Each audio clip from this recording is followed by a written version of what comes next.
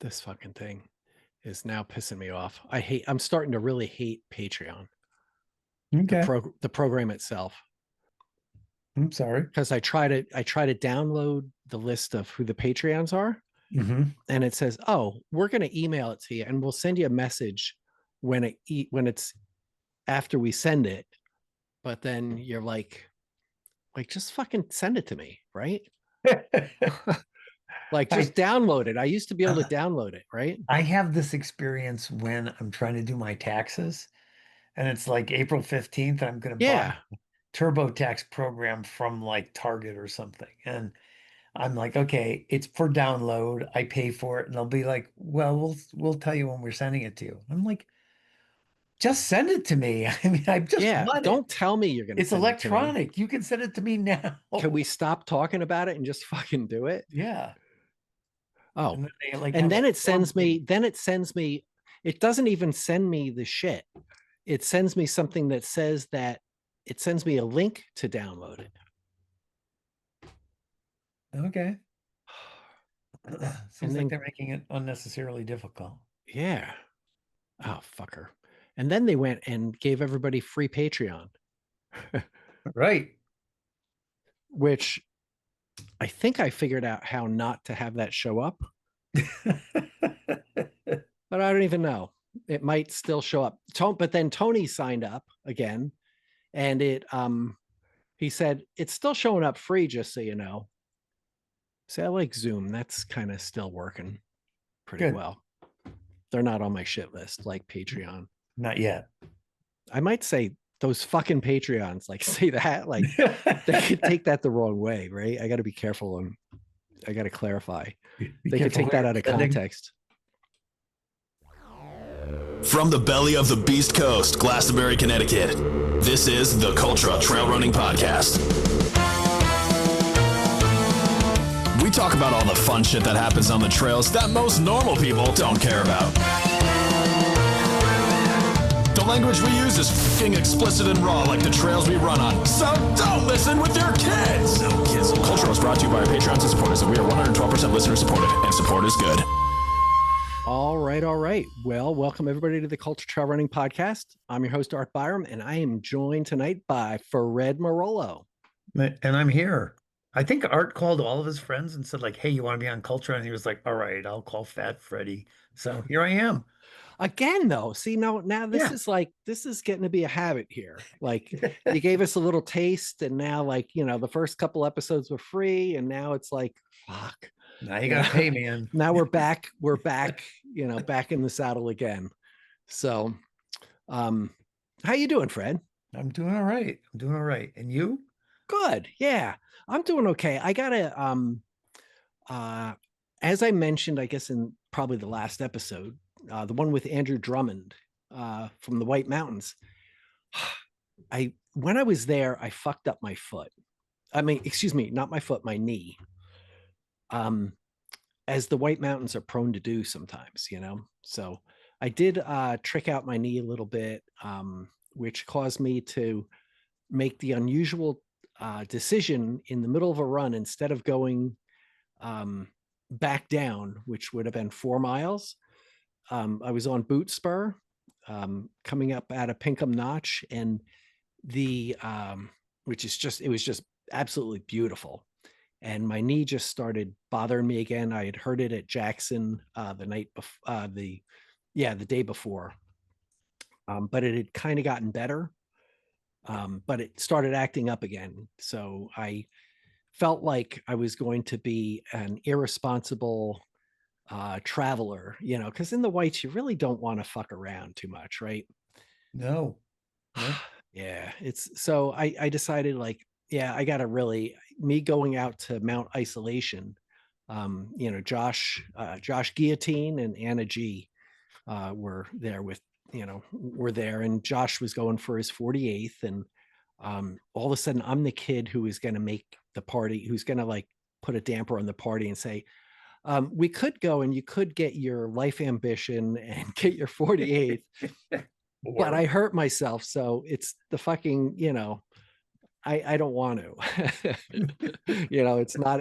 I was like feeling really bad about it. But Anna G, Josh, sometimes he thinks out. He's a box. He's thinking outside of the box. He's not afraid of you know, standing up on top of the box.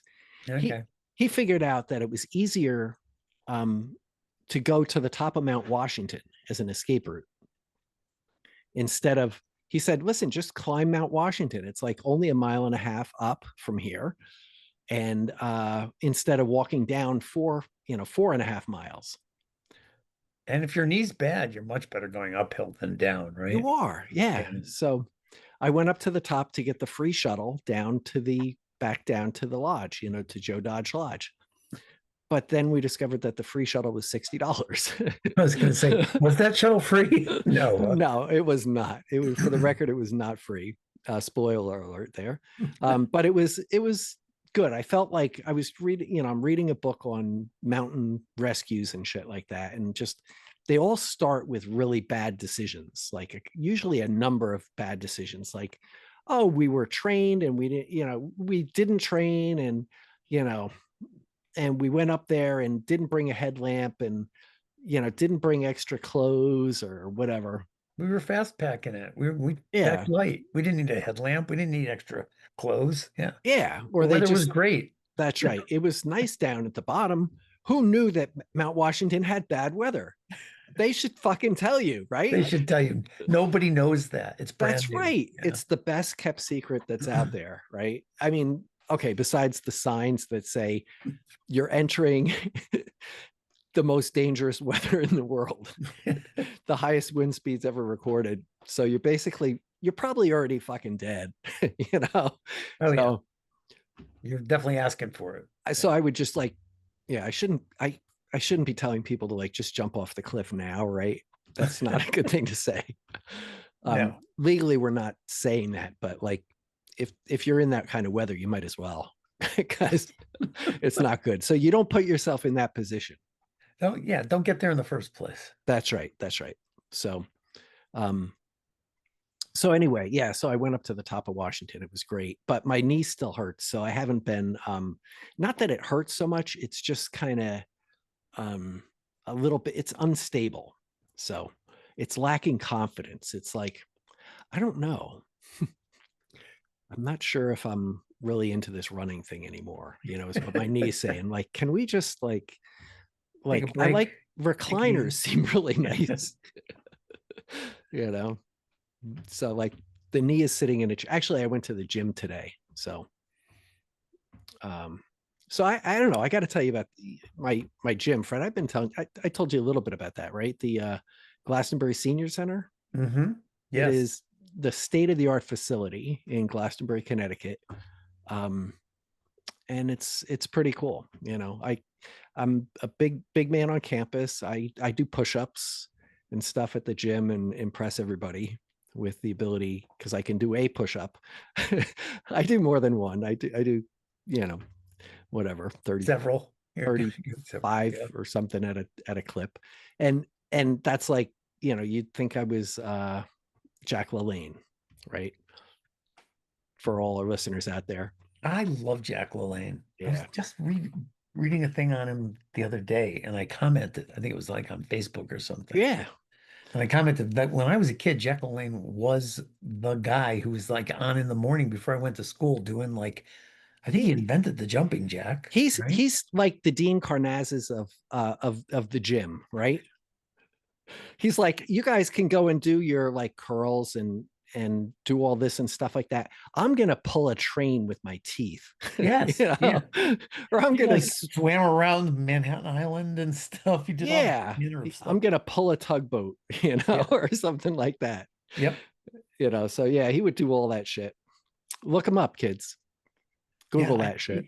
Jack LaLane. Not in a battle, but like, you know, I said that, and then somebody was like, what are you trying to minimize Richard Simmons? And then somebody else said, like, what about Jane Fonda? And I was like, dudes, you don't understand.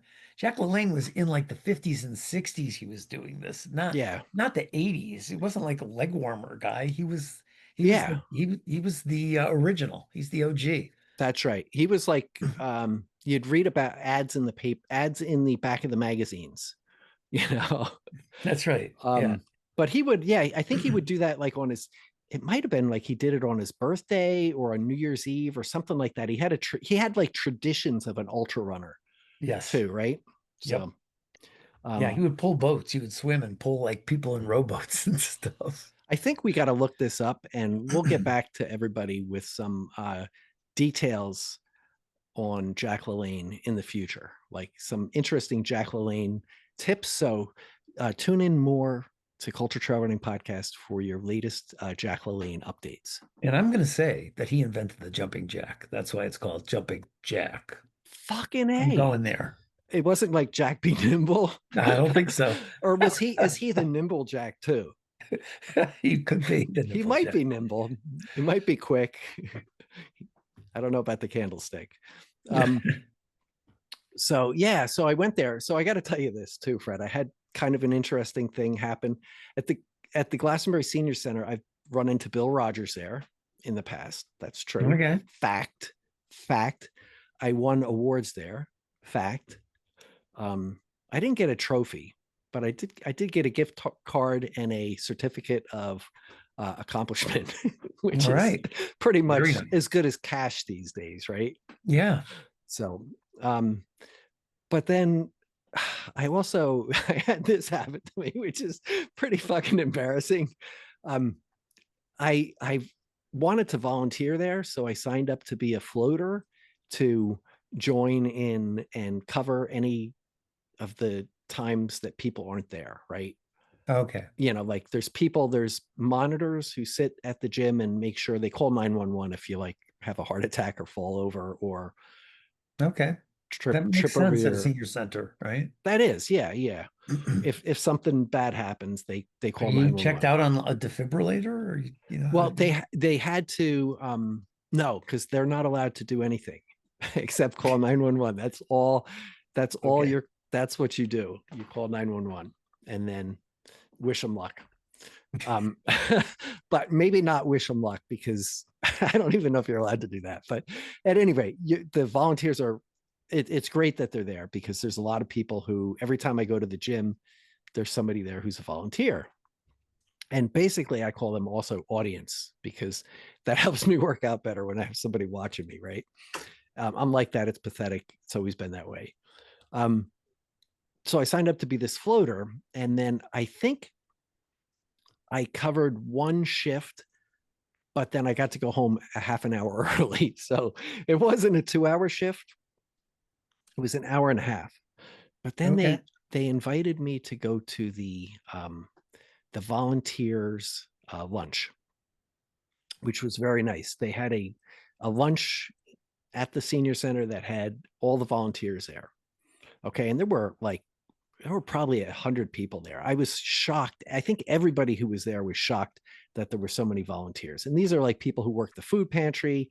They work like the bingo games or, they drive the bus. They work in the cafe. There's a lot of people who volunteer. Apparently I had no idea, which was great. So I felt a little bit guilty taking a lunch after working for an hour and a half. Right. But they called me up and said, please come to this, I don't know why, but they did. And so I obliged, right? If somebody calls you up and says, hey, please come to lunch, I did that. And then the thing is, though, they also had a raffle where they had a raffle, and I won the last basket. God. I won this big gift basket. So I came home, this thing's like 50 pounds. And so good thing I went to the gym to carry this thing, because it had all these like jellies and pickles and I don't know, like pepper jelly, hot pepper jelly, and chutney. Maybe. Oh, they had popcorn and one shift. Oh my God. Yes. So I got the lunch, and then I got this thing, and I have to say, in all fairness, I did try giving it to other people too, like I tried to give people other stuff, and nobody would have it. They made me wear the scarlet letter. So I had to So I don't know. So now I'm like, I just, it's like, I'm probably going to get a plaque there after all There this. you go. You're going to have to volunteer there a lot more Oh, because they paid you so much already. no, it's like they got me. I think they knew Yeah. what to do, right? Yep. They knew. So yeah, that's my latest thing. And now that my knee is tricked out a little bit, I've been going to the gym more too. So, but now you're right. I've also signed up for some volunteer time additionally because I figured I should do something to earn, to earn all this stuff. So, um, so that's that, Fred. But we got a lot of good things to talk about, not just the senior center. I mean, that's kind of giving away the show there a little bit. but we're gonna go over some of the local events, including Cat's Tail and the NotchView Invitational. Got Nipmuc Marathon coming up next weekend, and a couple other things that we'll talk about, right? So Sure. Fred, why don't we start talking about Cat's Tail, right? So yeah. just to kind of put the this is Cat's Tail Marathon.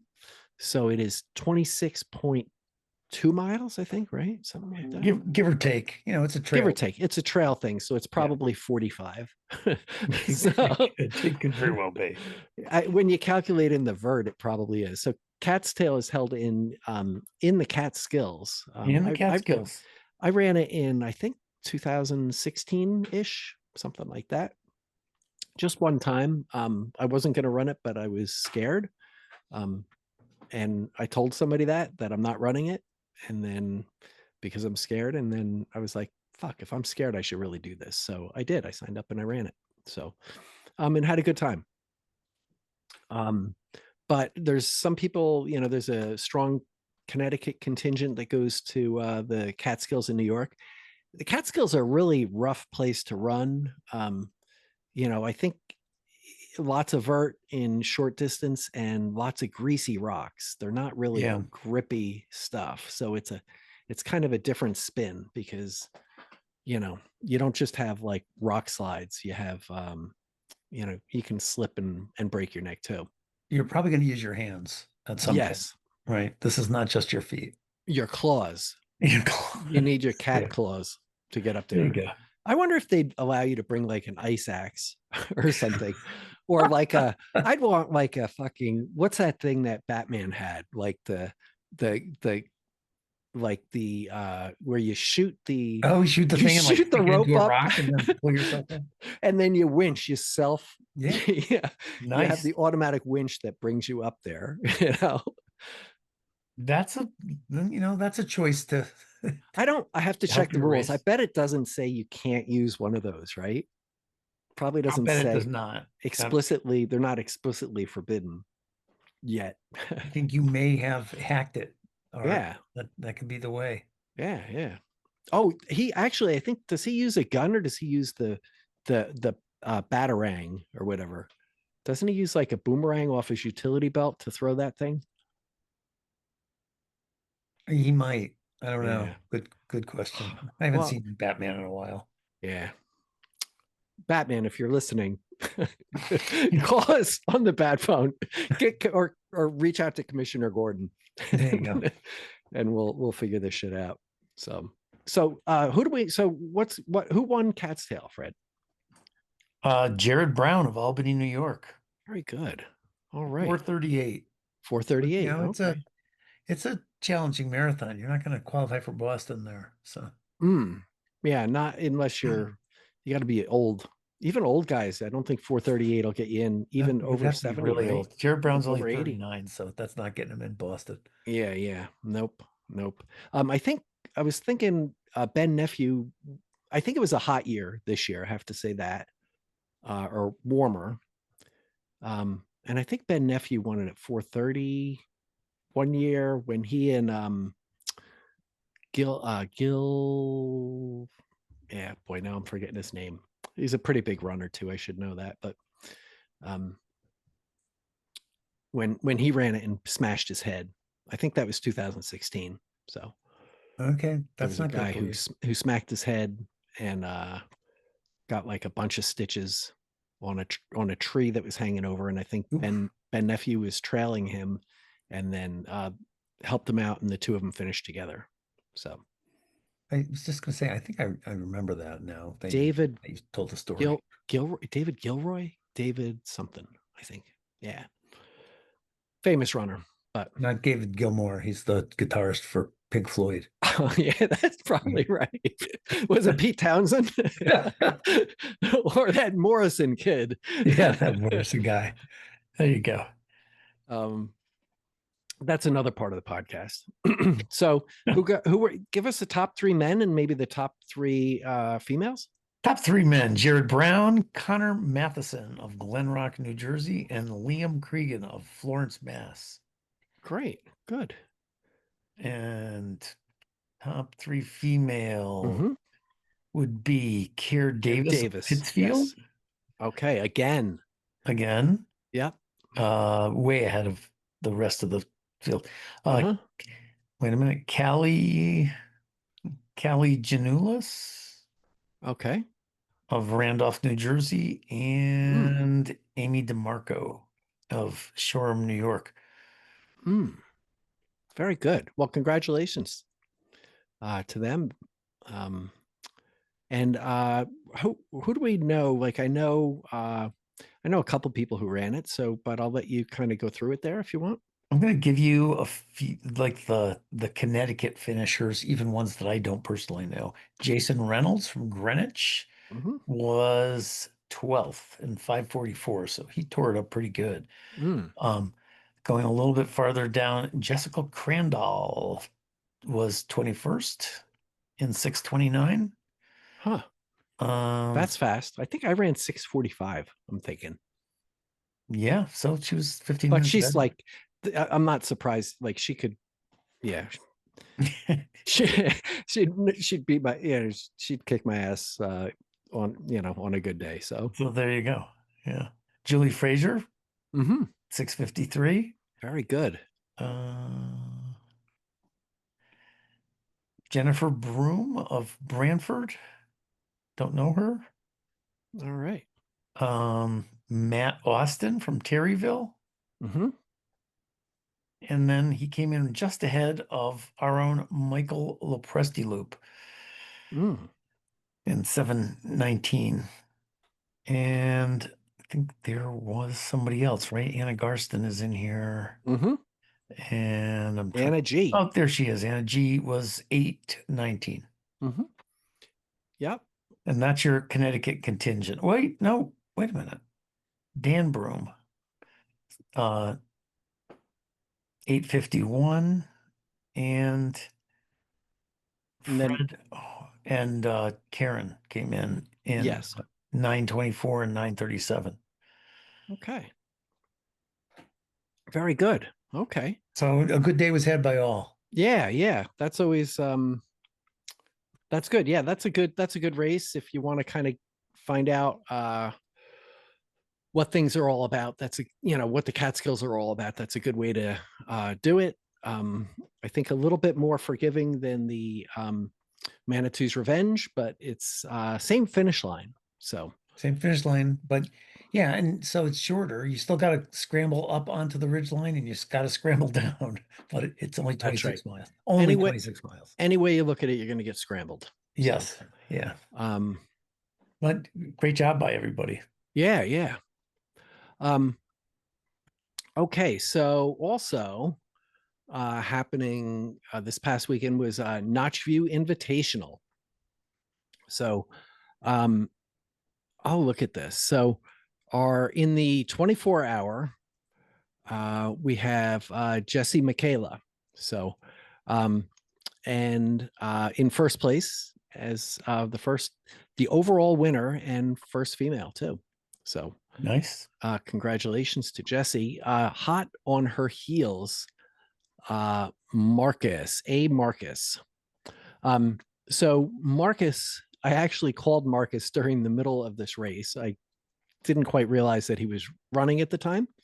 So I called him up and all of a sudden was on the phone with Celeste and with Jesse and and Marcus and just a whole bunch of people there. There were, you know, a whole bunch of people there, and I'm not even sure how many or who was there exactly, but it was kind of like a party there. So this was an invitational, so it's for people who have done NotchView at least 5 times. And you know, it was a good, you know, it was a good time. They had 24-hour run. And like I said, just like, you know, the whole crew, you know, if you going through this, I'm not going to read all the names, but there were just like everybody from Ultra Walker to, you know, Celeste Fong a Ding Dong was there. Celeste was there. Yep. Sue was there. I think JJ Duran. Yep, he was. He was and there. My good friend Karen Giroux was there. She does Yeah. a lot of New England Ultras. Yeah, Ben N Griffin putting it on. Yep. And let's see. Tech was there. Yeah, Tech and Tolerable Bill. Yes. Oh, and Bill was with his daughter too. Yeah. That is awesome. And then I don't know. Yeah, I think it was just like, you know, I think that Ben N keeps creating and you know, supporting a you know, a great community there. So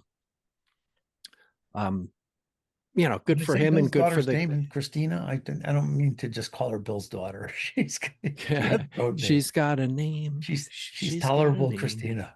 Right. That's right. So yeah, congratulations to everybody who did that. That is pretty cool. That's nice that that Ben puts on this this fall version of it for people who've done it 5 times. I like that. Yeah. I mean, that's like, but like every fucking thing he does is nice, right? Yeah. He's kind of going pretty good. He does. He is a humble guy. You know, I was gonna make a smart ass humble, you know, jackassing comment from myself. But he's too nice. Right? It is like I can't even do that. Like thanks. I didn't see watermelon there though, so maybe it's not watermelon season or something. No, I think he was there. I think there was definite some chatter going on. Was there about Wally? But Wally didn't make it in the results. Is that what you're saying? I don't think I saw him in the results. How many times has Wally done he's done it 5 times, I would think. I don't know. I would think so. Yeah. Okay. We'll have to look into that. Yeah. Let's see. And what else did we have to talk about? There's some other. I just wanted to mention the Barclay Fall Classic happened. Oh yes, yeah, and, please. And very few people finished it. I think Laz had to change the course, so it started and ended at the prison. And out of 400 starters, there were like 25 finishers or something. It was really very few people made it. Yes. How many found the starting line? A lot of people had issues with everything, but I think our own Lauren Edelman. Yes. I think she did the marathon. She did. Yes. Yeah. Yep. I read that. It's pretty excellent and not easy to do, man. Yeah.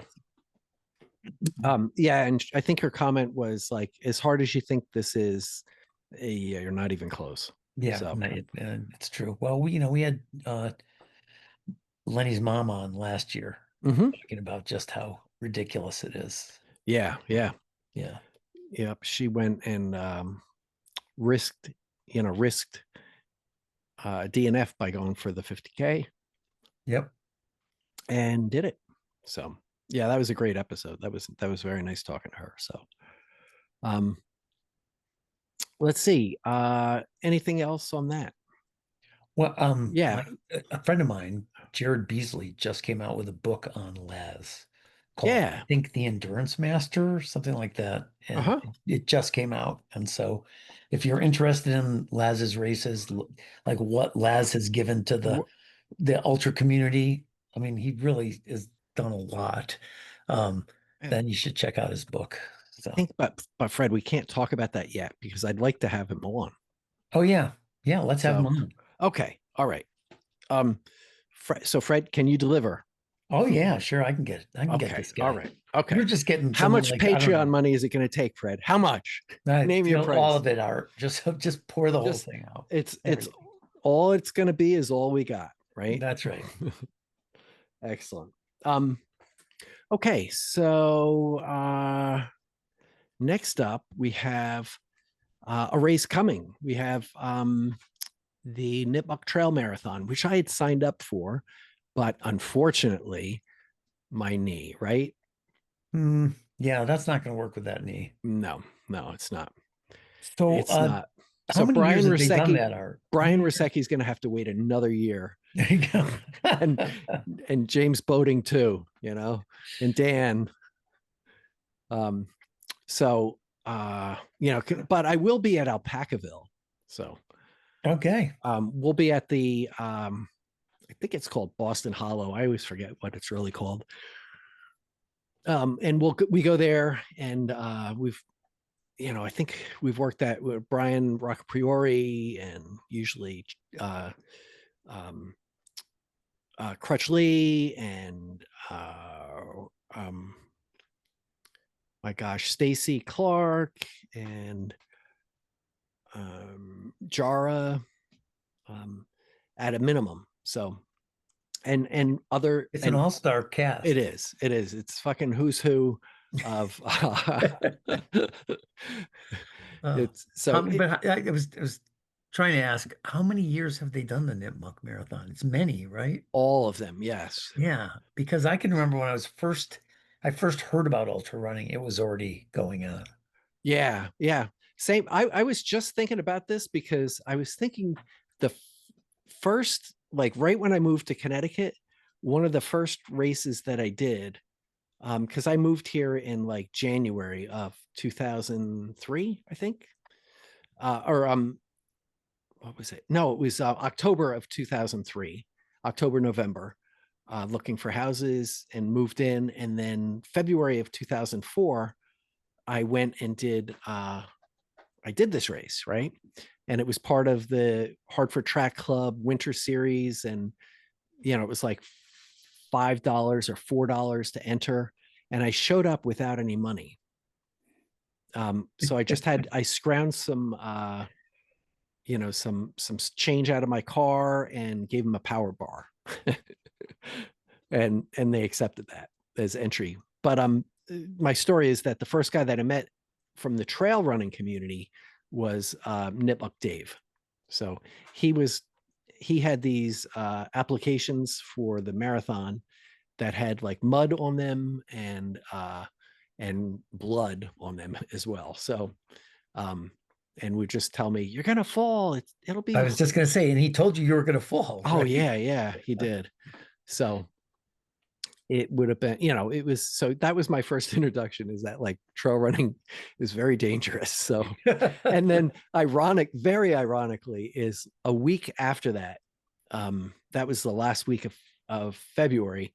I think it was March 10th of 2004. I tripped while running on the road and broke my shoulder. Like right after that, not even a trail. I was gonna say, you should have been on the trail though. It would have been softer, probably. It would have been. Anything would have been softer than the shit that I went through there. So so looking forward to seeing everybody there. I didn't see if Cheryl Wheeler will probably be there.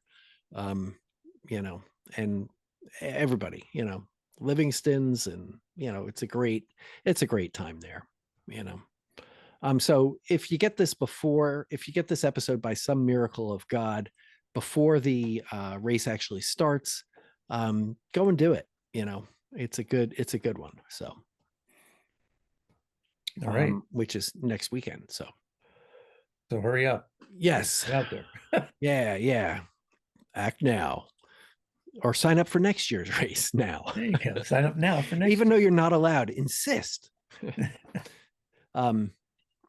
So let's see. One other race that happened already. I did let's see, out in the Gunks, they have the SRT, the Shawanagunk Ridge Trail Run, the SRT. I think it goes from High Point to I think it ends at Mohunk Mountain House. I'm fucked up. I don't remember, but it goes in that area, by Minnewaska and the Gunks. Beautiful white rocks there, and it's just a wonderful place. And so they had that on September 13th. So for the 70 miler, congratulations to Roland Mann, Matthew Aiello Lamons, and Joel Port. They were the top three. Top female, Kristen Rasinki from Westminster, Maryland, all the way from Maryland, right? That's pretty cool. Sandra Galindo from Paramus, New Jersey, where you can't buy anything on Sunday. Blue Laws Truth, and Anna White, the third. So it was interesting because there were just 14 finishers and 13 DNFs. So, I guess it was a challenging, it was a challenging endeavor. I think, yeah. So, congratulations to everybody who did that too. So, what else we got, Phred? Oh, I know. We need an update on Shan Riggs, who has been running Connecticut for the Medals for Metal. I feel like an asshole because in my mind, like, let's talk about like what we thought was going to happen and then what's actually happened. In my mind, I was going to go run with him on the first day and probably do 20 miles or something like that. I got 6 miles in and got called away and had to leave. And then went away that weekend and messed up my knee and haven't been back since, which kind of sucks. But he is working his way around. So Phred, what do you know about Shan's journey right now? He has done 111 of 169 towns so far. Not 112? Not 112. I want to recount, Phred. I know. I'm just saying. You could have just gone one more today, right? Yeah. Fuck, Sean. But he's at 111. Shan, you can do this, right? He started it's not too late. It's only, he could run out there right now. I'm gonna text him, tell him to get one more town. I'm gonna post that shit. So I you know what? Okay, I hate to say it, but now I have to protest his run. Right? Okay, go ahead. You go. Oxford to Southbury to Woodbury. Oh, to Middlebury to Waterbury. He did the berries today. He's in the Tri-Berry area. Yeah, the multiple berry area. Yeah. Waterbury into Wolcott, which is uphill, and then plunging down Southington Mountain. He finished in Southington, 37 miles today. Wow. So that's 37.2. Cool. Huh. So, no, it's I'm sorry.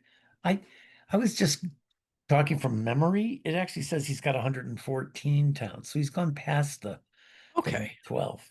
All right. So he overachieved. You can't hate on that, right? Yeah. 114 down, 55 to go. So okay. My bad. But he's doing great. And you can go to his Facebook page and see like a colored map where each day lined up that he has planned out and stuff. He's doing literally many towns, many miles. Is it over 1,000 miles he's going to do? I think like 1,100 or something. Yes, that seems to be the number that I recall. So yeah, so it's a lot. He did 1 mile, one of his miles today in 7:08 because I think it was early in the morning and he was on a really busy road. He wanted to get off of the area where he thought it was dangerous. So yeah, so. He and his idea of danger scares the shit out of me because I was running on a road that he was like, yeah, no big deal, very comfortable. It was like Route 1 in like North Haven. And it was like, and then like the first place that I saw him running, actually, he was running on a paved like island median. What do you call it, Phred? Median? In the middle of the road. Median. Yeah. He's running on this paved island out in the middle of the road. and like cars are whizzing by. And then, then we ran on the side of the road. And then when cars would come, we would kind of hop up or not, Oof. if they didn't Okay. look like they were going to actually fully hit us. So no, he was fine with it. So, Well, he's done a lot of miles, so he has, like, he's kind of used to it. I guess, like, I don't know if I'm the guy. He's run across the country, right? Yeah. A couple different ways. Mhm. And like, I don't feel like I should be the guy to like tell him how to do it, right? That's safe, right? I mean, I could, right? Obviously. You could art-splain it to him a little bit, like, Yes, yeah, yes. I don't might do- set up an aid station for him at the Glastonbury Senior Center. There you go. Perfect. They have a good lunch there too. I could get him in there. I know people. We'll get him a table. Super. So he's going to end at the Hartford Marathon. That's where he's wrapping it all up. That's right. Yep. So, so if you have medals to donate, like if you have medals in your closet, you'll be able to bring them to the Hartford Marathon. If you don't see Shan sooner, you can look him up on Facebook to find out where he's going to run the next day. And then he's also looking for people to join him. So don't be shy with that. He will not, you don't have to run a 7:08 either. He will slow down to like 7:30s for you or something, or 7:15s maybe, or keep you within eyesight anyway. So no, I ran with him. So there's that, right? So Phred, so Shan ran all the way across Connecticut, but you had to kind of one up him, right? Hardly, but it So, was an interesting experience. but you found one of the beautiful things about running is that as professional artists, every once in a while we come out with little fun projects to do, right? And Yes. little creative things. So tell me, why don't you tell everybody about your latest little project that you just did? Okay. My son Ted was about to start school at University of Oregon, and his car was in Connecticut, in Cheshire. And so we decided, my wife and son and I decided to drive across country and deliver him to college, and we were going to fly back. So the car was just packed with all manner of stuff, all of his music stuff. I actually, whoever was in the front passenger seat had to have a guitar next to us, and like right there. But it was fun, the trip. But we decided to run it, not the whole way, obviously, but like, I ran starting September 13th. I ran in Connecticut, and then we took off. Ted had run the previous day in Connecticut. That day we ran in New York, and then we spent the night in Ohio. And the next day we ran in Ohio and Indiana and Michigan and Illinois and Wisconsin, because what we determined from the map is that when you're on Route 90 in Indiana, you're like 5 miles from Michigan. So you could just hop off the highway and get a run in both states, one run, both states. Why And wouldn't you? Right? why wouldn't you? Right. And of course, you go from Illinois into Wisconsin, and it was not the prettiest run. We were in South Beloit, Illinois, into Beloit, Wisconsin. I don't recommend it, but we did that. Then we spent that night in Minnesota. The next morning we ran in Rochester, Minnesota, and then we dipped into Iowa, which just wasn't that far. So we got Iowa, then we did South Dakota, Wyoming. We just got off the highway and ran a couple miles on a dirt road in Wyoming, Montana, Idaho, and Oregon. And it was really cool. And we got to go to the Spam Museum in Minnesota and the Corn Palace in South Dakota. I mean, Corn Palace is a personal favorite of mine, it was actually. pretty amazing. It is. It is. What is the Corn Palace, Phred? We didn't know.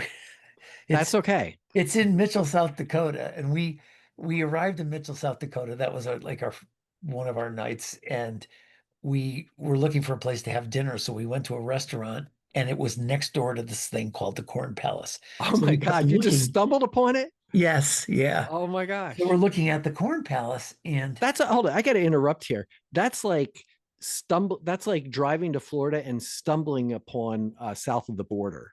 yeah, exactly. Like, why Yes. didn't they give me like 50 billboards ahead of time to let me know that this place was here? They should have. And the thing about the Corn Palace is it's actually a basketball court and like there's a stage at one end, so like they could have plays there and stuff. But in the lobby of it, it's filled with Corn. shucked ears of corn in different colors that make these different murals out of the corn. Mm, It's really amazing. It's yes. yeah, it And was worth and going do to that. they rebuild that every year or something?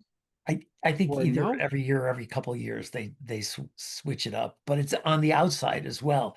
Like you look at it from a distance, you're like, oh, there's like kind of a big mural of like, I don't know, people like working in a field or something. And then you get closer, Mm, like those are ears of corn. yes. So, Wait a minute. Those are ears of corn in this yes, palace. yeah, it was pretty amazing. So Wow. yeah, Mitchell, That's South great. Dakota, if you're interested. Yeah. Yeah, I think Pom Pom said she had been there too, yes, right? yeah. So, um, Yeah, and I also recommend the Spam Museum in Austin, Minnesota. Very nice. mm, Home do of they one. have like a newsletter or anything? The Spam Museum, both the Corn Palace and the Spam Museum are free. You just walk in there, and Oh, I don't eat meat, but my son was happy to see that they were giving away free samples of Spam, so he had some jalapeno Spam.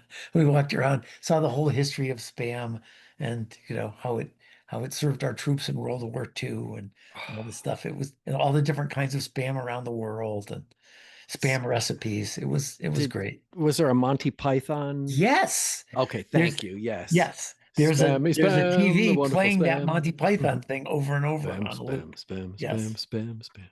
Yeah. Spammity That's a great, spam. Yeah. the wonderful spam. That's great. I love that. I mean, I don't know. I like the Monty Python part of it. I can tell you that. I've never been to the Spam Museum. I As a recommend lazy it. vegan, I don't know. It's Yeah. not. I feel like it's not. They're not my people there. Well, Do they have point. vegetarian spam, Fred? They do not. But on the way out, a woman said, like, here, take an apple. So I did. So I got a free apple from the Spam Museum. They So should they like. weren't all meat.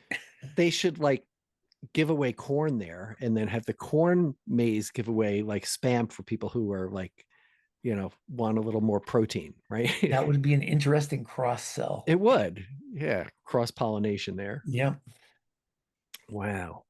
So Well, it was really kind of cool. We were kind of tired of it by the end, but it was cool to run in all these different states. And mm, anybody who's driven across the United States knows that everything just keeps changing. Like we, yes. like New England is this, and then as you go west, everything changes. There are whole Mm, states that you don't see any trees, and then you get near Yellowstone, and there are like trees everywhere, big like big tall evergreens everywhere. We went down through some valleys. Eastern Oregon is amazing. It's mm, like incredible mountain valleys and stuff that it's in weird different colors and stuff. yes. And I Did you ran go? up You went and by down. Hood? You went We by Mount Hood? we did that in a previous trip. Uh We huh. actually like hiked up to Mirror Lake where you get this great view of Mount Hood. It mirrors Yes. it. Um, but what we did do in this one near Bend, Oregon, there's a Hmm. series of volcanoes. Yes. Yeah. And you can hike up those, and I mean, like they have roads. We went up a road and then ran down. It was cool. Cool. Yeah. The I Newberry volcano. gotcha. I did I mentioned it a couple times. I did the Cascade Lakes relay, which went Oh from yeah, um not Crater Lake, Diamond Lake to Bend. So it came off in, with a big downhill finish into Bend. So just yeah, it's really cool. it's really kind of amazing. I mean, the topography of everything is so amazing. Like you're in so many places that are just higher than any place in Connecticut, Mm, right? Like yeah, yeah. like the town of Bend is at a higher elevation than the highest elevation in Connecticut. Yeah. I mean, that's not like, what's our top elevation? Like 1100 feet or 1200, No, it's like 2000? 20 something, like 2200, I think, or Yeah. 2300. I don't know. But Yeah. so it's not, it doesn't take much. Yeah. But We have other attributes like, we may not be tall in stature, but, you know, um, but because you know what, you don't want to fall that far in Connecticut because the rocks are hey, pretty fucking mean. So that's true. Good point. yeah. Well, Fred, that sounds like a wonderful run. And what more? There is no better destination than to end it at Eugene, Oregon, right? Yes, and we I were there mean, for a couple of days at the end. Ran around there with my son. The two of us did not go up to Prees Rock, mhm. but he sent me a picture of it like 2 days after I left. Hey, guess where I went today? I went Yeah. up to Prees Rock. So Yep. Yeah. Eugene is Tracktown, USA, and it's a big running area. So Yes. And now you went to Hayward as well, right? yes, yep, And you yeah. saw a track meet there, right? Not this time, but in the spring when we were there, I did. Oh, okay. And Okay. and one of the things that sold Ted on the school was for Accepted Students Day. They Hmm. were like, "Hey, you should like check out the campus, and here's a great way to check out the campus. Meet us at 8 a.m. and we'll do a 4 mile run." That's curated by like our Oh, campus guides. And he was like, "Ooh, okay." Like that's how running they're, oriented this place is. they're speaking my language. And Yes. here's a free pair of Pegasus. Yeah, sure. Why not? Pegasus We fucking 55s or bleeding whatever. Pegasus around here. Yeah. Those things are everywhere, Oh my gosh. That's great. That's really cool. Sounds like a very appropriate method of traveling. And it's so cool that you can kind of express yourself in that way, right? I mean, you could have Yeah. gone to like, you know, I don't know, like a certain type of gas stations or like donut places or something like that. But to do a run, to run in all those different states is a really cool way to get to track down there. So Well, it was, the way it started is my wife made this whole trip, like, the itinerary and everything, because she's the organized one. And then Ted said to us, like, I want to run in every state I possibly can. And she was like, "Oh, okay, I'm gonna have to amend all this." But yeah. but she really got into it. We were in Austin, Minnesota at the Spam Museum. She was like, "We're only 25 minutes from Iowa. Let's go." And so we Mm. ran around this little town called Mona, Iowa, which is just over the border from Minnesota. And it, I think it had population like 32 or something. We just were Huh. running around dirt roads in Mona, Iowa, but it was great. It was fun. Very good. The closest I've come to that is when Peggy and I went to Michigan. We ended up doing a lot of uh she wanted to swim in like the Great Lakes, right? Oh yeah. Or has been kind of working on that. So she went and she would go for a swim and I'd go for a run. uh I'd run around the Great Lakes, and not around them, but around them. At different points. So that was always a lot of fun. But So has she swum all the Great Lakes now? Is that I think Superior is the one that she hasn't.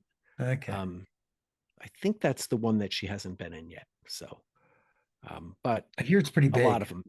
It's It is, Superior. yes, Yeah. compared to the other ones. Yeah. They're great, but Superior is great. It's kind of superior. Yes. um but we've been doing some other traveling though too. Went to So Fred, you get to Pennsylvania every once in a while, right? Quite a bit. Yeah. Mm. My wife's family has a house in the Poconos, like right near Bushkill. Bushkill. Yeah. Are you kidding me? Oh, Bushkill. Bush Sparrow. Oh, I was thinking Sparrow Bush. Sorry. No. There's No, another Bushkill. bush out there Yeah. that's called Sparrow Bush, New York, which is where I spent one of the nights. Ah, okay. Yeah. I've been doing this thing called Harvest Hosts. And so if you have like an RV, so I have my minivan all tricked out, with the bed and, it's pretty well evolved now. Canopy and shower and, electric and facilities and everything. So You have a shower in there? I have an outside shower. Okay, So still. Yeah, yeah. It's basically this black aluminum, extruded aluminum vessel that holds 4 gallons of water and has you can pressurize it through a bike valve, so you can put a pump on it, and Right. and it's baffled so that the water won't like all shift forward and like, shoot off your rack. And then it has a handheld shower off of that, just a spray hose. Yeah. So you fill it up with, you fill it halfway or a little bit more with water, and then you can spray yourself down. I mean, you're not going to take like a 20-minute shower or anything, but the sun heats up the black aluminum, and then it so it's not freezing cold either. So Sounds nice. and it works. Yeah, yeah. So I just actually tonight was working on an outside enclosure, like a shower enclosure, to attach off of. I have a quick deploy canopy that I have. Like, it's something called an X-Wing by Kamek, which it's like I can deploy the canopy in 3 seconds. Okay. It's pretty awesome. So it has no legs, it's self-supporting, and you just pull the thing out, and all of a sudden you have like an instant aid station. So Nice. so I made like a shower curtain that I can hang on that, and you can pretty much shower. I have to work out the finer details, but we got that. So now you So can get naked in your shower? Is that what you're saying? I can get naked outside of my van. Right. And I mean, actually the windows are pimped out, so you can't even see through. But you might see a reflection somewhere. I don't know. We'll see. There'll be accidents. So stay tuned for some entertaining stories on that front or back as it develops. Hopefully it won't be too cold. But yeah, we went to, I went and ran in or hike. Peggy and I went for a hike in a place that I hiked probably, honestly, like 40 years ago or 35 years ago, at least. A place called Dingman's Ferry. Oh, yeah, I know where that is. In Pennsylvania. So yeah, there's a place, Dingman's Falls. Now, I didn't go to Dingman's Falls. There's another falls that are right next to it that I went with a friend of mine. And his grandfather used to be the caretaker for the land. So it's not as popular as the other one, but it's, a bunch of my friends and I went back there. And actually, Peggy and I hiked back there when we were dating. So wow, okay. So yeah, Dingman's Ferry is where they have that really rickety bridge. Yes. That you can go to New Jersey. Right? Yeah. And it costs $2 to go over. Right. It was $1 for a long time, but they doubled. Yeah. And it's privately owned too. Yep. So it's not like the government. There's like somebody standing out there taking money, And they're very pleasant about it. They like wish you a nice day and everything. And yes. Oh yeah. The cash. Yeah. We walked up, Peggy and I parked in the parking lot there and went to see if we could walk across, because I kind of forgot. And they're like, and they came over and gave us a brochure and said, no, hey, thanks for coming here, but yeah, there's you can't walk across that. You can bike across it. But if you want a good picture, you go down by the boat launch. And we went over to the boat launch, and I realized that the shad run there. They're like a migratory fish. They swim upstream every year to lay their eggs and stuff like that. And I had been fishing there with my brother and my dad. I don't know how long ago that was. That was probably 45 years ago or more. And I was the only one who had a fishing license. And the game warden came up as we were putting our boat on the boat ramp. He came up and he asked me for my license and didn't ask anybody else. And so I was the only one in our group that had a license, and I gave it to him. And so one of those magic days, right? It was like fucking A, right? Here you go, officer, So we went there, and then went to, spent the night at a woodworking shop in Sparrowbush, New York. That was nice. And then the next day went to Bethel, New York, which was the site of Woodstock. So it was the, I guess initially they're going to have Woodstock at Woodstock, and then they were going to have it in Wallkill. they figured out that Woodstock was actually too small and not really a good venue for a larger music festival. And then Walk-Hill, that had it all set to go, and had been building out the site for 3 months. And then the town, the governor intervened and kicked them out of the site and told them they could not have it. Something like, I think it was like 6 weeks before. It was very short. Yeah. Yeah. Something like 6 weeks before. And of course they had they had already sold tickets and they had a whole bunch of stuff. So they moved to Bethel, New York, and Yasgur's farm. Right. And That's the rest right. is Max Yasgur, history. yeah, Max Yasgur rented his farm out to them. Yeah. Yes. And he had permits in place already for an event, and they couldn't deny it. And he said, you know what, I know you guys don't like these people. And he goes, I don't even know if I do. And he goes, and you don't like the way they look. And I don't like the way they look either, but they have the right to do, our country is about being able to accept each other. And if they want to have this, they should be able to have this, and I'm going to do it, and you can't stop me. And it's the right thing to do. And he did it, so. Yeah, there's on the album, remember he like comes up to the microphone at one point and says, that he was like saying that you guys have 3 days of fun and music and nothing but fun and music. Yes, exactly. Yeah. Exactly. So he was, it wouldn't have happened without him. So, so Peggy and I went to the museum there, and which was just awesome. It was really cool to see that. So Phred, you got to go there. Like, yeah, I do. I definitely you would. I was thinking of you because like they have stuff on the Grateful Dead. Even though the Dead, it was just kind of funny. Like, it's always funny to go back, whether it's a battle or whether it's an event, and look at the history of how things happened the way they happened, because shit always happens, right?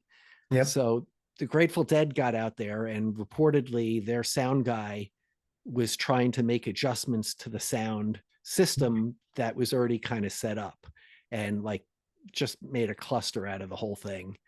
But there were so many other clusters, right? So yeah, but one of the things that happened to the Grateful Dead is apparently they like grounded their guitars so that they were getting electrical shocks from the wet floor of the stage. Oh my so God. They were really unhappy. They were not happy about their experience. Like, people don't realize it, but like there's a lot of ways to get fucked up as a performer on these big stages, right? Yeah. With all these things, like from fires to like, we were reading about like every band that played there, and they would tell you like what happened to them. Like, oh, this one died of heroin, this one died in a car crash, this one went on and whatever, Shan went on, and they were all like MDs and PhDs. And I think they were also paid the most. Shan. Well, they were all guys from Columbia. I had no idea. Yeah. They were all a bunch like dip doo doo doo. Yeah, and they negotiated the best pay. I think they got like $75,000. I think like Hendrix got like 5,000 or something. Oh my God. And a lot of people played it for free, or for nothing. Yep. And some got included in the movie and got famous. And a lot of them were really good, really like did really great performances, but ended up on the cutting floor. Yeah. Just didn't make it. And then like some of them died from like they went on to die being electrocuted on stage. Some of them. So it was a very interesting place to be, just to read about it and to hear about all the bands that like I never like Quill, right? The band Quill played at Woodstock, but they didn't make the movie.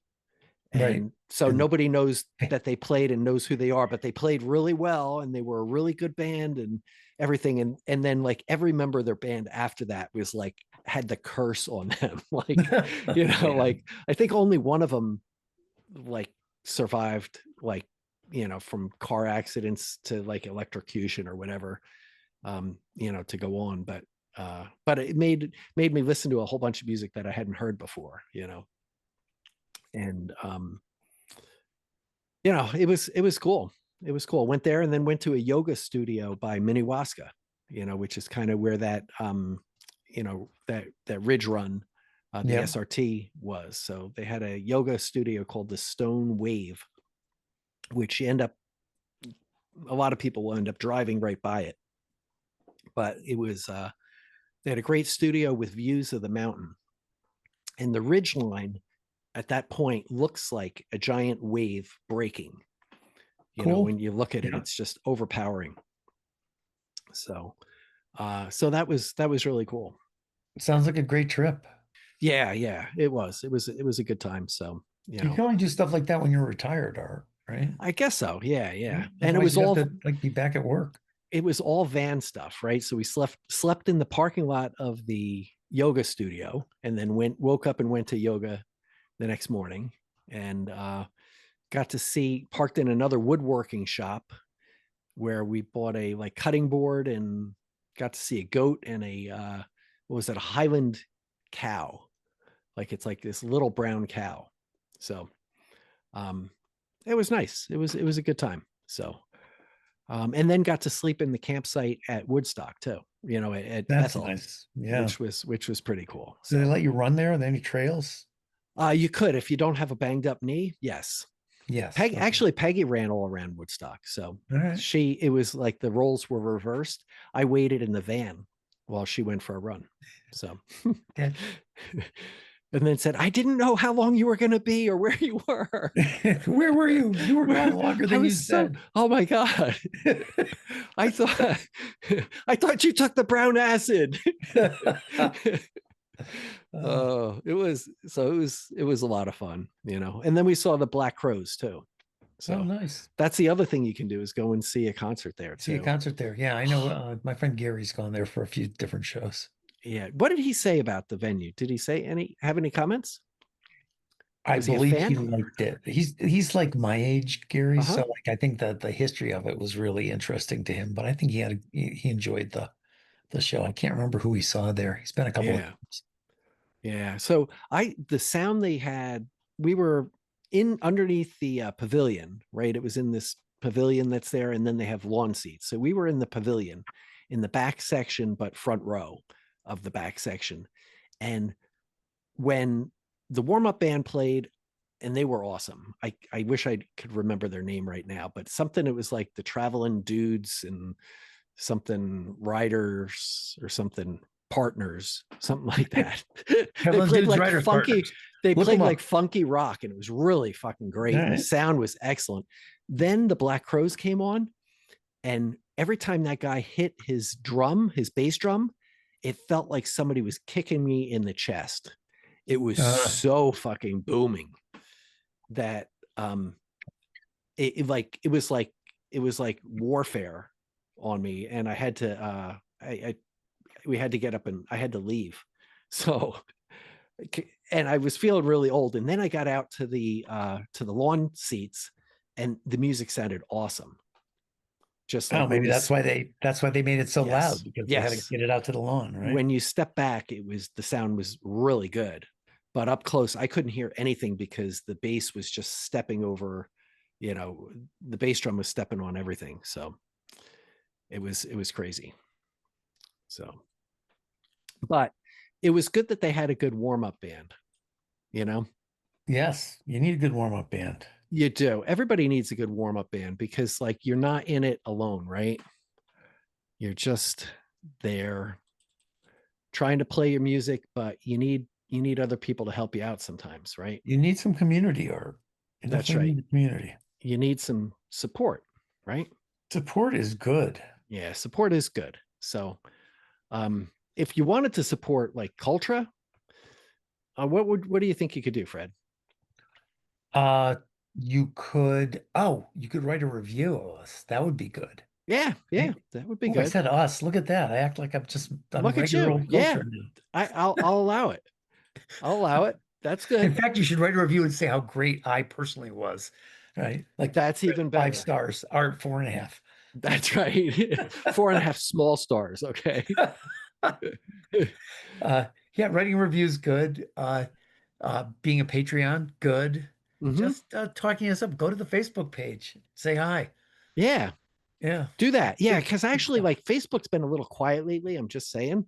Yeah. Yep. Um, so you know, hit us up and you know, give us some shit on that. So um, let's see. I am gonna. George Porter and the Running Partners. Yes, thank you. Have you ever heard of them, Fred? No, Yeah, but they're they're running partners. So, how bad can they be? they were really good. I gotta say, they played like some funky stuff. Okay. I don't even know how to describe it. At first, you're always like kind of skeptical. It's like, oh, this is the warm up band, Yeah.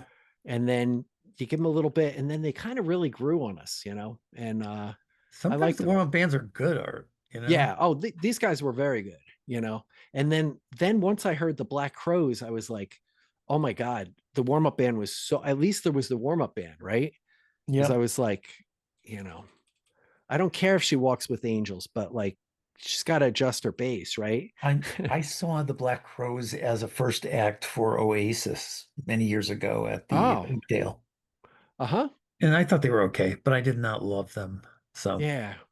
I there's I my review. I like their music a lot, or reasonably a lot, but um but then once I step back, they were much better.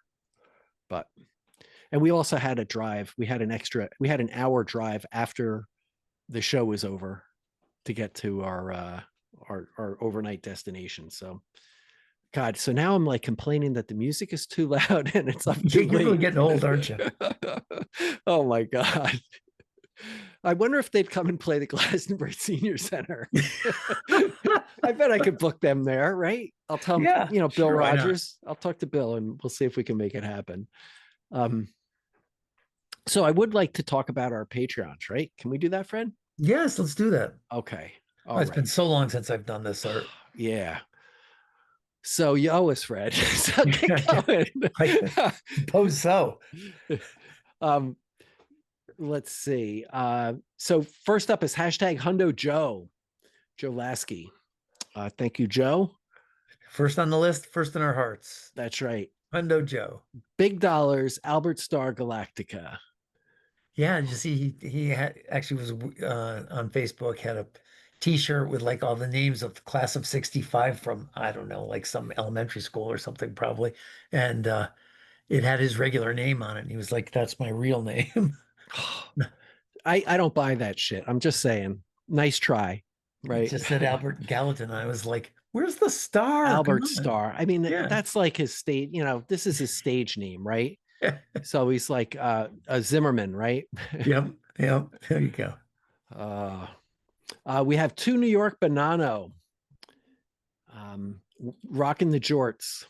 That's So right. Always. they showed up, a picture got posted of him, and it turns out back in the day he used to run in mom jorts. So Yeah. What was that? Like his first ultra or something that he had the mom jorts on. yeah, I have to say it was pretty funny because I saw the picture and then I was like, oh, those are definitely mom jorts. I'm gonna post and comment on that. And then I opened it up and fucking Jimmy Mack already beat me to it, which made me laugh. That was nice. Yeah, it was very good to see that that that happened. So next up is A Marcus. So we saw talked to Marcus at the Invitational. Amy Jennifer Hanlon, Amy Mauer Power. I just talked to her recently. She went out to Spartathlon. Unfortunately, was timed out before she could finish it, but had a nice vacation in Greece. Yeah, that first, I think that's a repetitive theme, right? With a lot of people in that first cutoff is brutal. Yeah, she made right? the first cutoff, but you have to run a marathon in like 4 hours. And you're doing a 153-mile race. So you're not thinking of running a 4 hour marathon. You're thinking of pacing yourself. You got to run a 4 hour marathon, but then you got to keep that pace up over a pretty long hill. And then there's another cutoff at like 35 and another one at like 42 or something. And she did the 4 hour marathon, but then like didn't keep the pace up over the hill, and a lot of people have been there. So Yes, yes. yeah, But you know what? She's got a hell of a resume and is it's a got an amazing resume. and is a Yeah. snappy dresser too. So so I'm sure she'll get up and fight And the if I next were a fight. better friend, I would have taken a picture. I was in Mower County in Minnesota or something, and I said like, "Welcome to Mower County," and I was like, I didn't get a picture. Yeah, I think there's many opportunities out there, many photo opportunities. So I encourage people to do that. I have a photo I'm going to post up on Facebook that is Patreon centric. So and when I throw it up there, you will see what I'm talking about. So When I'm moving slower, I do stuff like that. Like when we went through the Byram section of Greenwich, I took a picture of Byram on some stone pillar and posted okay, that on the page, So that's right. That's legendary there. So yeah. more so the one in Mendham is the Okay. closer descendants than the Greenwich Byrams, the ones in Mendham, New Jersey. Well, the Greenwich Byrams probably have a lot of money, or you might want to Now Mendham cuddle has up with them. well, Byram, Connecticut is actually the slum of Greenwich. So the houses are only Really? worth, the houses are only worth like 3 million each there. So Okay. if you go to Mendham though, New Jersey, Yeah. that's a pretty fancy fucking place there. Even nicer, huh? Okay. Yeah. Ebenezer Byram in 1740 something said, they said, watch out, man. There's some people there, some badass people there that are going to get you. And he says, well, I'll mend them. And, perfect. That's he had a little play on words and, What the a rest is punster. history. I also wanted to, mention, and it's really out of place now, but I've been meaning to mention this is that, Dr. Jack Daniels, Coach Jack Daniels, died. Best. So, one of the great minds of running, his running formula is basically one of the Bibles. There's only a few books out there that like you can really hold up and say, you know what, this is like, this is really a book that I gave to my son to say, you want to learn about running, read chapter 2 here. This will tell you about specificity of training and the, adaptation to stress, and tells you read that book and everything you need, 90% of what there is to know about running, just in a concise, you may not even think you know anything about Jack Daniels, but then you'll do some kind of running or you'll talk about some kind of adaptation, and it's really from him. It was yes. he was the one. Yeah. People are like devising training plans or following training plans that they got on the internet and stuff, and a lot of them just started with his ideas. Yeah. It all sounds like Freebird, right? Yep. So rest in peace there. He is a one of the good ones there. So we have our pharmaceutical rep, Amaya Sorensen, Ultra Walker Andy Tide. Wrong Andy. What did I do? That's the wrong Andy. What did I do? He's the pride of Plymouth, Andy. He's the pride of Plymouth. Thank you, Fred. Jesus. What the fuck here? Oh my God. Can I get sued for that, Fred? Probably. I can't. They're kind of like both Andys could probably sue you. They could. Yeah. Yeah. They could sue. Everybody gets sued. Sorry, Patreons. Everybody gets sued, right? Isn't that how it works? Like, can I get sued for that? Yes. Everybody gets sued. Everybody. Okay. So there you go. Congratulations, people. You knew what we were when you picked us up. Angelia Rose, Anna G running Cat's Tail, Antone de Betancourt, Azam Shazam Hulatov, Ben with one N, Nolet, Ben with one N, and Ben double N Griffin. With 4 whole N's in that name. With 4 N's and growing. He might just like change his last name to have griffining, There you just so that go. he could add another That would N. be great, griffining. Yeah. Why do we call him double N if he has 4 N's in his name, actually? Good point. I think it's still because his first name has It's the BENN. That's the Yeah. double N. And he has jamming in his name too. He's got jamming. He's jamming Griffin. He'd be jamming. Bessick. Big Bessick. From the podcast. Bessick from the podcast, yeah. Bikini Chicken. Wah. Oh yeah. Bill Gibbs. Bill Gibbs. One of the originals. OG Bill Gibbs. Yeah, except no substitutes. That's right. Or prostitutes. What? That doesn't even make sense. Where does it even come from? Why are you saying that? Bill Gilpatrick, our patriotic Patreon. Tolerable Bill Odendahl. Who was up at the NotchView Invitational? That's right. He got invited, apparently, to the invitation. Brian, listen to the Musiac. Brian O'Hanlon, or Brian O, as we call him here, because it's anonymous. We don't let people know their last names because he just put Brian O, so we should just leave it at that and not tell everybody that it's O'Hanlon. He's Amy Jennifer Hanlon's Irish cousin. B. Rice Henley. Celeste Fong, a ding dong. I miss her so much it hurts. Yeah. Chris Rosall. Late Sherry Bilby. Would you fuck! I just jumped right over Sherry Bilby. Yes. I didn't know I had it. Didn't know I had the hops. Sherry Bilby. There you go. God, I got to go do like an assault once my knee isn't fucked.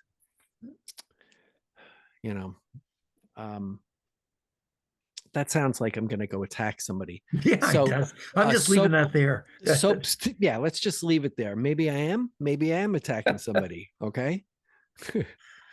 I'm rough and tumble. I could be attacking somebody. That's right. Yeah. That's right. Chris knows all, rose all, sees all. Is all. Yep. Christine. Shinhang. Got Crisco. Crisco. Yeah. Hello, Clarice. Got Crutchley. David Hoops and Poops. David Hide and Seek. David Kaplan and C. Emily Mayer of Cultra City. Oh yeah. We got Fitty K, Enrique. Yeah, Fitty K, father of the chosen one. Yes. Eric Wester, and he is not going to be westing soon because he is going to be running the Mid-State Massive, which is basically the cut of Massachusetts. Yeah. And he's actually looking for a pacer or two. So if you're a pacer or two, give him a call. You know, reach out to Eric and talk to him about it. So,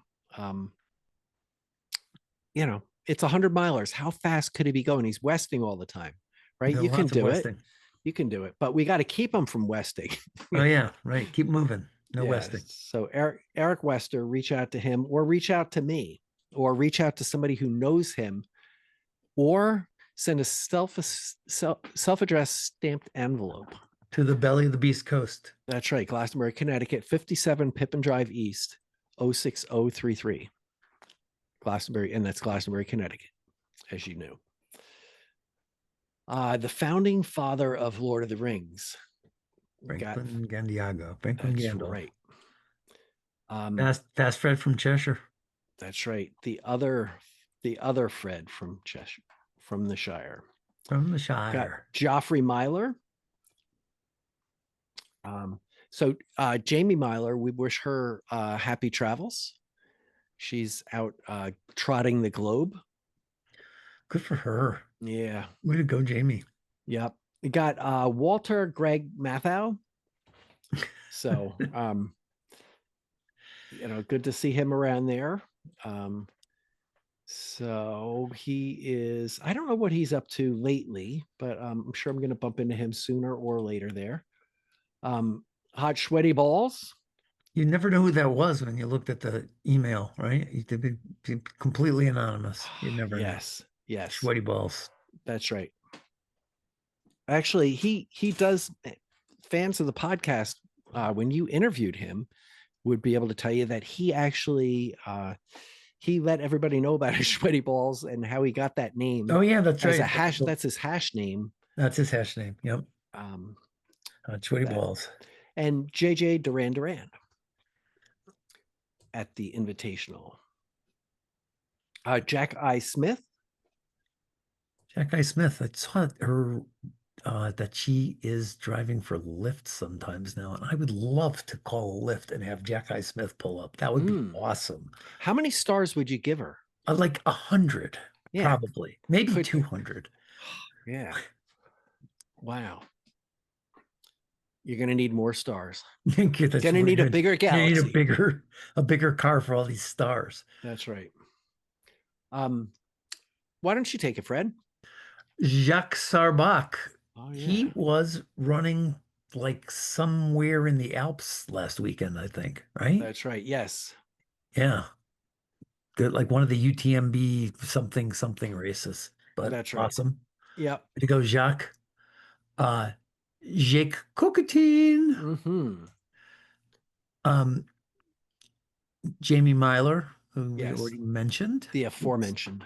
Jamie Myler. The second miler. The second. She is the second miler. Jessica Crandall. From Cat's Tail. Cattail Jessica. Jillian Elfson. Joseph Morris Rowe. Get in the streets. My son is a big city strider, so he's like psyched that he's moved to a new town now that he can city strides Eugene. That would be a tough. Imagine how hard it is to get a segment there. Oh, there are, Eugene has the north-south streets are not impossible in a lot of the places, but the east-west streets are the avenues, and they go like from Prees Rock all the way out to like, I don't know, toward the airport and stuff. They're like 10 miles long. So yeah. Wow. So not easy, but he's putting his shoulder to it. We'll see what happens. Okay. Josh Allen's ex-girlfriend. Wow, really? I had no idea. I knew that she was an Olympian, but I didn't know that it was Josh Allen's ex-girlfriend. Wow. But, she's everywhere, isn't she? That's right. Yes. Judy Proto. Yes. She's actually a kicker for the NFL. She's got a pro toe. That makes sense. It is. Yes. Yeah. Okay. Just the Plotter. He's the backup kicker. Okay. Justin Kowski. Yeah. He's the guy who wins all those races. I just was up in the White Mountains, as I mentioned, like 50 fucking times. And was just impressed again the fact that he won that original, not the White Mountains 100, but the Jigger Johnson 100 miler in the whites during what Andrew called, he mentioned that it was, before they changed the course. So he had some nice terms to describe the OG course, before they babied it down some. So Kelsey Yang. Yes. Our favorite action verb. Lands a lot. Takes off a lot too. If you're gonna land, you gotta take off first. Right. That's right. Yes. You can't get up until you fall. It's the other way around. You can't fall until you get up. Yeah. All right. Yeah. Lauren Edelman. Yes. Leanne Zarger. Laz. This is funny that Sophia Loren is right next to Laz, right? After running the Laz's race. There's no coincidences in Patreon. There are no coincidences. Yeah. I went for a hike in Washington at some something reserve on the Chipaga River, and Laz said that that's like her area. She goes there. So very cool. Lenny's mom, she's still got it going on. She does. She posts some amazing photos from like top of a mountain in Georgia or something. So yep. Yeah. Macho Man, Mase Macho, Mm-hmm. Mark Keeley. Rat-a-tat-tat. Nice job with the White Mountains 100. Yeah. Still impressive as all shit. Oh, that I really can't And fathom that. so I got to tell a little story that I don't know if I mentioned when I had Andrew on in the last episode. In the last episode, I did mention that I got to bump into Mark as he was running the 100-miler. But I meant to see him at the finish too, but I arrived there after he had already finished. And Mark, as a lot of people know, has run the cut a number of times as well. And in all the years of the cut, the only finisher I ever missed was when Mark ran it. I think the first year that he ran it. And I left the finish line and I went somewhere and I was like, blah, blah, blah. I'm just up at here I'm just minding my own business up here at Bluffhead. And then I was like, oh, fuck, I missed, and Mark finished when I wasn't there. And I felt really bad. And then I missed him again at the White, in New Hampshire. So there seems to be a trend here. He's got to So you have a slow history. down. Yeah, he's got to slow down. That's it. He's too fast. Yeah. Okay, you have to do this one. Marty DeCal. Okay. Matt Nilsson Schmilson. Mm-hmm. Michael Lepresti Loop. Oh, Cat's yeah. Tail. Again. Michelle Pompalin O'Neill, who's been to the Corn Palace. Mm-hmm. That's like, what can we say about Michelle except that she's been to the Corn Palace? So many things you can say about her. I love Michelle. She's terrific. Yeah. But she's been to the Corn Palace. How many people on this list have been there? Yeah. Not that many, probably. No. Microscopic Porcupine. Mm-hmm. I love his weird things that you find in the woods because he takes pictures of like the oddest stuff that he sees in the woods. George. Really? Oh yeah. Hmm. Miles Victors. Mm. Monkey Stuffer. Yes. Name. Always consistent, right? Yes. I don't know always if there. I'd recognize Name if I saw Name. If you saw Name. Yeah. Nat Zilski. Nope. Nothing. I got nothing. I got nothing for Zilski. Sorry. PKO. That's right. In 3 rounds. Powered by Pop-Tarts. I've been doing this long enough that there's some people that I used to see more often, like tarts, and like I haven't seen in a couple of years now. Yeah. Yeah. I saw him. I saw him at Yankee Stadium. Nice. Saw him at Yankee Stadium and saw him at the hamster wheel. Yeah, I've seen him at hamster wheel a couple of times, and when Gelato ran that 100-miler, he was sort of like a roving crew with exotic Pop-Tarts. Yes. It was really kind of awesome. So hey Robert, hope everything's going well. Rebecca Gonzalez Kreisberg. Yes. Yeah. 7/10 of her running goes unreported. That's right. It's underwater. Mm-hmm. Richard runs trails on YouTube. Finishes Traveler 100. He does. Rob the Bear Ass. The Bear Ass Breckenridge. Ross. Ba-da-ba-ba-ba. I'm loving it. Belak. Ross is another one that I used to feel like I would like see more often, and I haven't seen him in a while. So hope you're doing well, Ross. Run the Whites at midnight.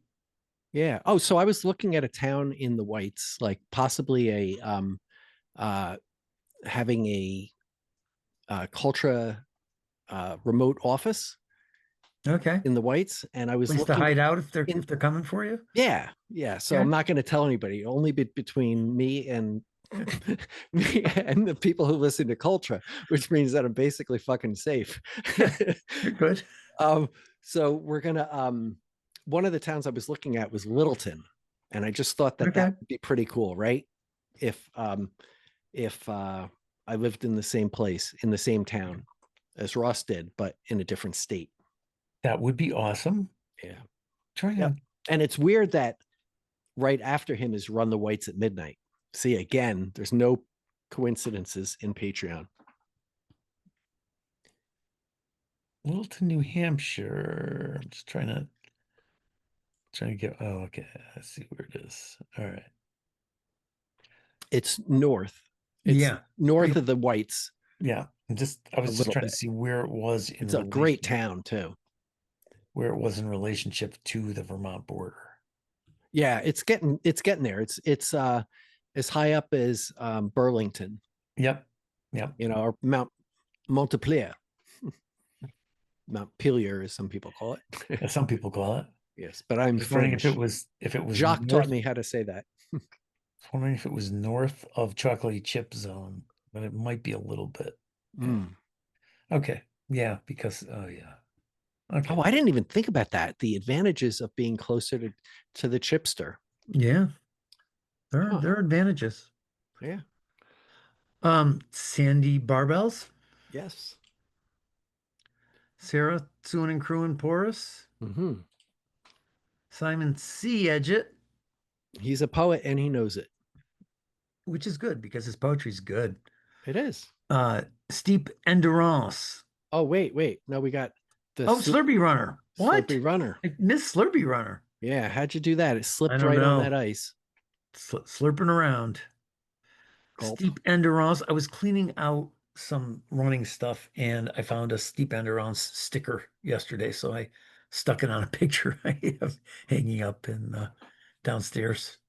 That is, Fred, that is pretty wild because I happen to have a Steep Endurance sticker right here that I've just had on my desk and I don't know. Yes. That's it. Yeah. I should stick that somewhere. Stick it somewhere. Stick it. Yeah. Stick it. Okay. Steve Extremer. Yes, Extremer. Yes. So he's got some races going on too. Yeah, he does. That fall one that I've done, like the 6/12/24. Yes. One in Pauling was a couple weeks ago, I think. Very cool. All right. Blue Hills Contagion. Yes. Out of Boston, yo. Yeah. Well, yeah. Out of Boston. You like them apples? Yeah. You like apples? Actually, that's what you're supposed to say. Yeah, you like. I like them. Let's do really bad Boston accents now. Let's park the car and have a yard. Okay, stop it. Fuck, you're gonna lose. Okay, go ahead. We fucked it up now. Great. TJM, now they hate it. Pods, races, vinyls, change the world. That's right. No I got to reach out to Scotty. Got to talk to Scotty. I haven't talked to him in a while. So. He had his last person standing race a couple weeks ago. The last dot. Yeah. Tom Staradai, the Destroyer. Tony D. DeMizio. Tony D's gotten fucking faster. Has he? He has, yes. He's gotten significantly faster. He's like excellent. What we would call, I think that's called a red shift. They put a spectrometer on him, and he is traveling fast. They've determined that his spectrum has shifted. Are they suspecting him of performance enhancing substances? No. Maybe gamma rays or something? They're suspecting him of clean living and hard training. Oh my God. Yeah. I hate it when that happens. Wow. Speaking of hard training. Ultra Walker, I should reach out to him because I talk to him from time to time, but he and I have not gotten on a walk in about 4 months. He hurt his back and yeah. I was like, hey, let's go out the weekend of September 27th. And he was like, no, I'm doing the 24-hour at the Invitational. And I was like, Invitational. All right, sure. Go ahead. So haven't seen him in a while. We'll get back out there, Andy. Yeah. that would be good. He's got the best ultra city strides map in Connecticut. Oh Hands yeah, down. definitely. He does. I Yeah. said, are you mad that Shan Riggs, it seems to be like working your side of the street? And he was like, no. It's like I think that's great. And he's not gonna have as many streets as I have. So yeah. It is elegant though. It's a route that even that ultra walker would respect, I would think. Yeah. Oh yeah, You know, definitely. except And there are a couple little out and backs on it, and I'm sure that probably bothers them, right? probably, yeah. Yeah. Well, it's hard to work the whole thing out with no out and backs. Yeah, that's right. William, keep running brew on YouTube. Part of Yara. Team BJ. So awesome. Well, Phred, thank you for helping and doing such a fine job I'm here. on the Patreon. I'll stand in when I have to. Yeah, I'm here. yeah. So I think you have any closing arguments, Phred? I'm trying to think if there's anything that we're contractually obligated to say or um, anything like that. Contractual obligation. Yeah. Wow. I don't Oh, know. that's right. We don't have a contract, Phred. Don't take our advice. None of this is advice. Don't live this way. Yeah. You can live your own way. That's right. Forge your own path. That's right. Run your own run, right? Yeah, but- And yeah, find common ground and love each other. God damn it. yeah, I'm all about that. In fact, I was going to say that when I was on that little Steve Tersey cast that one Mhm. time, I made it sound like I had no running friends in Connecticut, and what I really meant to say was that I love everybody who's associated with Cultra. I love this community. Mm. I miss it when I'm not doing it because I just felt so plugged into the Connecticut area running community, and I never felt that way before. I was always on my own little personal ultra journey before Cultra. So Mm. say hi, stay in touch, and yeah, be good to each other. I mean, I feel like I talked to Jay Duran about our kids in college. I talked to Chip on Threads. I really feel like this whole community has uh, come together for me in the last 5 years, and it was because of Culture. Mm. Wow. Well said, Phred. Yeah, that's definitely true. You know, the fact that just like uh how there are no coincidences, right? Right. Like the different, just the different relationships that have formed and how you um you know you meet one person, and then the cool part is like when it doesn't involve us either. Yeah. I mean, Yep. not that I don't want it to involve us, but like when there's two people who are both Patreons and then they meet each other and Yeah. then they have something in common, because it's like we kind of were part of the matchmaking. I mean, not that we did, but like we were just like the vessel for that. Well, I mean, just an example was when I mentioned before when Gelato did that 100 miler. Uh, Tarts had a house that was on the course in Hmm. Milford, and so he like came down to the house for the weekend and was a roving aid station and stuff, and they knew each other because of Cultra and because they were both Patreons. Hmm. So there was, and Odendahl was there, and it was really pretty great. Wow. Yeah, you can't, you know what? You can't beat that. That's Yep. that is really cool stuff. So um, you know, thanks to everybody who listens and who has supported us and who is a lot of us. I mean, it's been at different times, I think the podcast has changed, right? I mean, it's like I think about how it was and what a lifeline it was for all of us especially during COVID. I think Yeah. like that was like this, like probably some of the scariest times that all of us have, I mean, hopefully have been through, right? Or the weirdest society, times in society, I think. right? Going through COVID. And I think that, that having the podcast as a place to just like say, holy shit, what is going on, and to, just to interact with people was a great thing, even though somewhere around, I think 4 weeks into it, I think I made the comment, like somewhere in like maybe like April or something of 2020, I said, it's like being at mile 20 of a marathon. Like we're almost fucking done. Like and we didn't know that it was going to be a couple more years after that, right? Yeah, we weren't at mile 20. No, we weren't. We weren't at mile 5. So, It's true. um, but thank you everybody who's listening. If you guys have a guest out there, somebody that you think that we should be speaking to, or maybe you're that person, reach out to us and we'll reject the shit out of it. I mean, we will, we'll run it through our committee and, or what are we going to do, Phred? I don't know. We'll have a we'll get back to you on that. committee confab on it, and maybe a couple of meetings. That's right. Maybe Art will summon the Cultra Knights of the Cultra table to Pippin Drive, and yeah, you can make your case for it. Make your case for being a guest, and then we'll ask the ultimate authority, the Magic 8 Ball.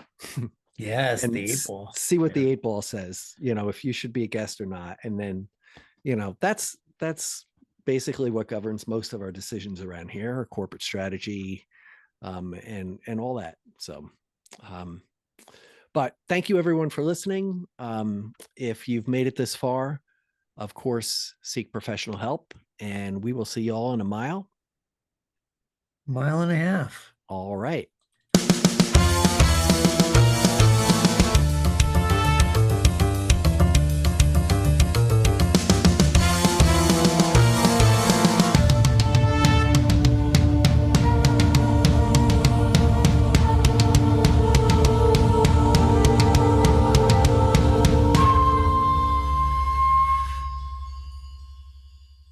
All right.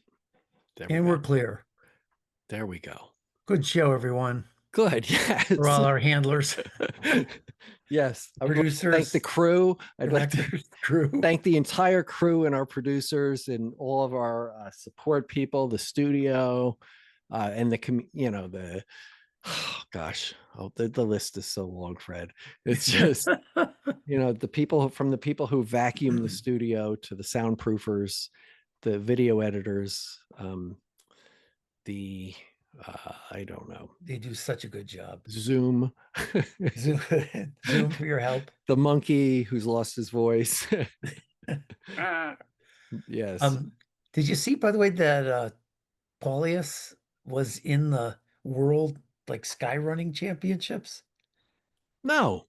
Yeah. Tell me about this. They have a short course and a long course, and I think he was on the long course, and he was running for Lithuania.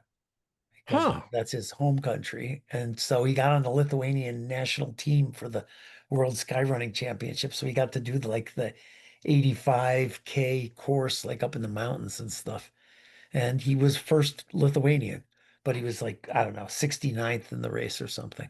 That's not a bad number if you got to be a number, right? Yeah, he was very psyched that he said, I'm really, I think he said it's amazing for a recreational runner to be able to run with all these pros. It was so cool, Wow, he's pretty good. He's not just a recreational runner. No, that's true. That's true. He knows what it's like to run with a Highland cow.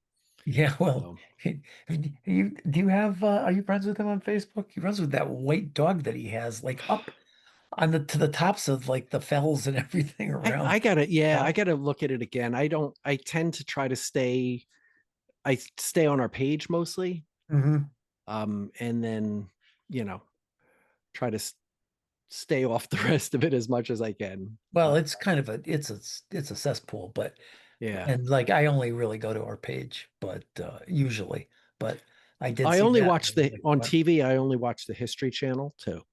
So and oh no, a Nova too. I read. I have a friend who I think he says he watches the History Channel and they have like ancient aliens or something on the History Channel. It is fucked like, up. Yeah, that's not history. they have like Mythbusters or something. Yeah, I was like, dude, that's not history. Or the pawn shop, like, yeah, I don't know anything about baseball cards or ancient Roman firearms, but I got a buddy who does, and let's take a look. We'll have him look at it, and we'll see what we can do. There you go. Awesome.